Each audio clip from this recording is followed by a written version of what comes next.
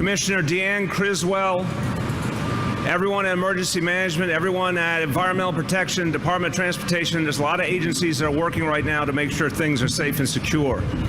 What you see here are the Tiger dams. So these orange barriers that are being put in place, filled with water, and they connect to the HESCO barriers. That's the tan barrier you see down there. That's a permanent feature. So what's going to happen here by the end of the day today is you will have a full ceiling, a full barrier from Catherine Slip up by the Brooklyn Bridge all the way down to Wall Street. Now, for anybody who was here after Hurricane Sandy, you will remember how hard this neighborhood got hit. I talked to a lot of people in those days who lived here, a lot of people who worked here. They went through really hell in this neighborhood. A lot of businesses were closed for a long time. It was a very, very difficult situation. This is a particularly low-lying area with a lot of people in it. So these barriers now are going to provide us a different kind of protection than what we were dealing with back then. If you look over by the waiver tree, I was pointing earlier to that sign right to the left of the ship that shows you the high water mark from Sandy. It was 4 feet from ground level, from where we are standing, 4 feet of storm surge. We're expecting a lot less, thank God, with this storm. But it reminds you of what people went through and why it is so important to protect this neighborhood and neighborhoods that are vulnerable. And a lot of different things have been done over the years. Permanent barriers being put in place in a lot of areas. I mentioned this morning the Rockaway Beach Boardwalk, 5.5-mile long permanent barrier is a great example, but many, many other efforts have been put in and will be put in the coming years.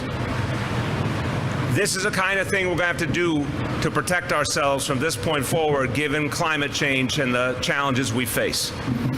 So, want to thank all of the agencies that have done this great work. Want to encourage all New Yorkers, take this storm seriously. Please take precautions. Please look out for your neighbors. If anyone needs help, make sure you're there for them, because this is the kind of thing that comes on fast and people need to be ready. I'm going to say a few words in Spanish, and I'd like us all to hear from Manhattan Borough President Gail Brewer. Nuestra ciudad está preparada para la tormenta tropical Isaias. Todos los neoyorquinos se deben de preparar para fuertes lluvias y vientos y recordar de ayudar a los más vulnerables. Es importante cuidarnos unos a otros, especialmente en tiempos de emergencia. With that, I want to call up someone who has really seen what happened to this neighborhood after Sandy and has worked with us to make sure it's protected going forward. Manhattan Borough President Gail Brewer. Thank you very much, Mr. Mayor, and I want to thank the Commissioner and everybody in this administration who focuses so intently and successfully on issues regarding sustainability. And I am very pleased. I know that in the past, further north, when we had barriers, they're still there. We worked with OEM and got artists to be part of that wonderful project. And obviously today, as the mayor indicated, we are all very conscious of Sandy. We remember what 4 feet look like, and we have here the director of the South Street Seaport Museum, Captain Jonathan Bulwer, right over there. He certainly remembers it. And what we want to make sure is that we have these wonderful barricades. They're really cool. They're very sustainable. They will do the job. And we're really looking forward to seeing that this wonderful barricades keep this neighborhood from being flooded. It's flooding from the river, but it's also sometimes flooding coming up in the buildings. This is a very challenging low-rise area, and we're working with the South Street Seaport Museum to try to make sure that they have a sustainable future. But here today, with the storm coming, New York City is ready, and of course, in my role, Manhattan is ready. Thank you very much to this administration. Thank you very much. Thank you, Gail. And we're going to take some questions. I just want to say to Deanne and Janie, if there's any question, feel free to come up as you deem fit to answer. So questions about the storm coming on? Yeah. You've laid out some examples here of what's different than 8 years ago with Sandy. That you're laying out tiger dams. But specifically, how are we better prepared as a city this time around than we were 8 years ago?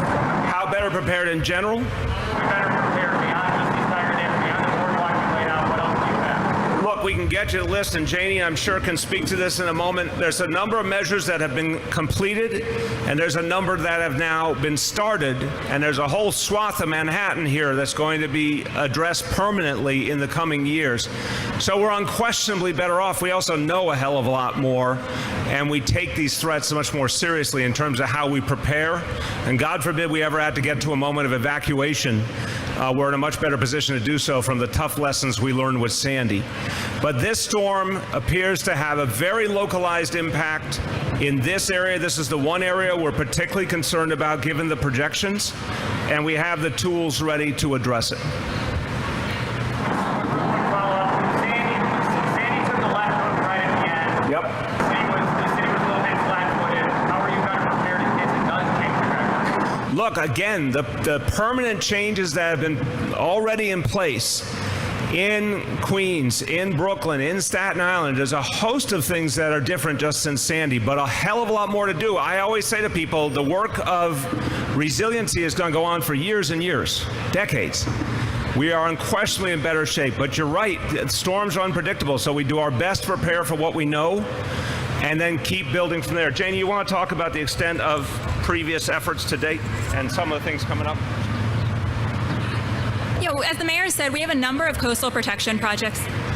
I'm sorry, my name is Janie Bavici. I'm the director of the Mayor's Office of Resiliency.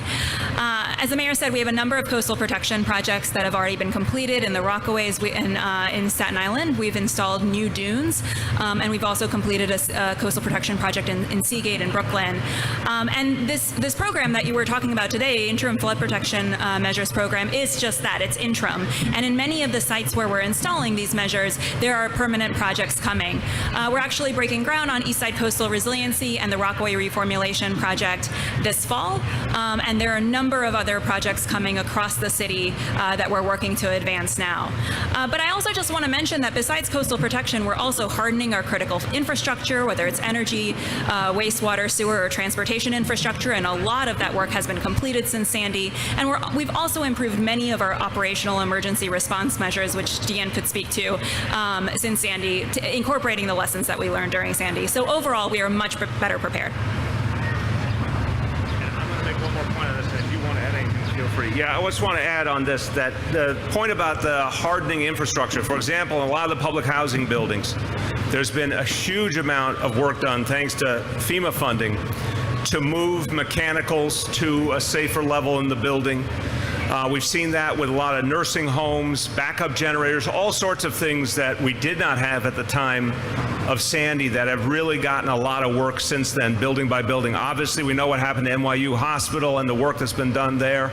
So there's a lot of examples like that around the city. Do you want to add anything, or you good? Okay, Katie. I know you briefly touched on it this morning, but can you further explain the science behind why the incoming storm would only affect, and particularly affect, the seaport in Lower Manhattan? And it would be the first storm in history that would flood Lower Manhattan, but not flood the lower lying areas of the outer borough. No, I disagree with that assumption. Let me have Deanne speak. Well, again, I just disagree with the assumption. I'll tell you why. Every storm is different. And each storm is based on, they do the work based on the projections they have. And in fact, I many times have experienced storms that had very disparate effects in different parts of the city. So I just don't think it's fair to say they're all the same. Go ahead. So Katie, just to expand a little bit on what I talked about this morning, is we take a lot of factors into consideration. The direction the storm is coming from actually has a big input into the impacts that it's going to have, the strength of the storm itself, and we put that all into modeling so we can determine what we think the storm surge is going to be. So it's important to remember that this barrier right here is to protect from storm surge, and we're really only expecting a moderate, mild to moderate amount of storm surge, which is about 1 to 2 feet. We will see some coastal storm inundation in other areas, but it would be the same that we would see in severe thunderstorms and other severe weather, and none that would lead us to believe that it would be anything greater than that, which would require additional protection. So based on our modeling, this is the area that we felt really did need some additional protection to protect from the 1 to 2 feet of storm surge. Now, we are also expecting a large amount of rain, and so we know we're going to have flooding citywide across all of the boroughs because of this rain and those spots where we always see flooding. And that's where we activated our flash flood plan, and we've had crews out all weekend that have been cleaning catch basins, clearing the streets so we can identify or so we can prepare those spots that we know that we normally see that kind of flooding to help reduce the impact, but there will still be some impact. And so the next thing that we're doing to help mitigate that is we are going to have, from my team, we're going to borough deploy responders, operations folks out into each of the boroughs so they can quickly identify any problem areas and coordinate resources right on the scene to quickly respond. And that's something that we actually didn't do during Sandy, and I think it'll make a big an impact on how we respond here. Specifically about the tight stands, who fills them up? Is it a special team required? Is there training behind it? Just get a little bit of background on how that's filled up. Yeah, great question. So the question was, how do we fill these up and how do we install them? So it takes about 72 hours to 96 hours to install if we were to do all of them across the city. We only had this one, and so we're able to do it in about 48 hours. We have a contract that we bring in to help establish it. As the mayor had said, we have these HESCO barriers that have been pre-staged across this area here, and that is so we can reduce the time that it takes to put in place. The tiger dams, the orange that you see here, get filled with water, and our contract firm does that, and it fills in the gaps and it closes the distance between those HESCO barriers. And so that will all be done no later than 10 p.m. tonight. And then the seams from where the HESCO barriers meet the tiger dams, we will put sandbags over those seams so we can further reinforce that. So by the time we're done tonight, we should have one seamless barrier to protect from the 1 to 2 feet of inundation or a storm surge that we think we're going to see. Okay. All right, we can do one or two more. Go ahead. You gave an assessment this morning, and I was wondering, maybe the commissioner can answer this. You gave an assessment this morning of when it looked like, what kind of winds, at what time it was going to arrive, which is going to arrive tomorrow. Can you just give us the latest in case it's changed? Yeah, things have speeded up a little bit, and let the commissioner review that, would you? Yeah, the question was, the timing of the storm, and it has sped up a little bit, not a ton. We do expect to see some rain still coming in this evening intermittently, but the large amount of the rain we expect to now see late tomorrow morning, where we originally thought we were going to see it maybe more into the afternoon. So we still expect to see about 2 to 4 inches of rain, with some areas across the city that could see up to 6 inches in periodic moments. The winds should start about the same time, later in the morning tomorrow, late morning. It could be 35 to 50 miles per hour sustained winds that could be sustained for a period of about 3 hours. And we could actually see gusts up to 70 miles an hour. And that's an increase from what I briefed this morning.